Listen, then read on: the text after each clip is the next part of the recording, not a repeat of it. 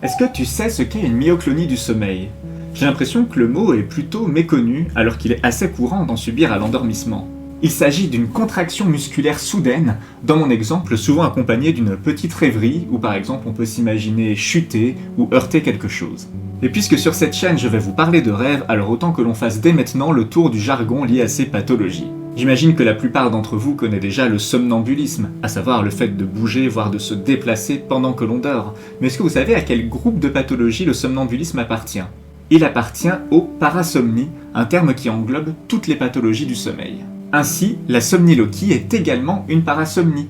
Et la somniloquie, si vous ne savez pas ce que c'est, vous pouvez probablement le déchiffrer en le connectant au mot loquace. Il s'agit en effet de parler pendant son sommeil. Et enfin, si l'insomnie est une pathologie très connue des addicts aux écrans, et je m'inclus totalement dedans, est-ce que vous savez quelle est sa parasomnie inverse? Je vous la donne, c'est l'hypersomnie. Mais attention, ce n'est pas parce que vous allez faire une grasse mat chaque week-end que vous êtes tombé dans l'hypersomnie. Vous êtes juste en récupération d'une fatigue cumulée.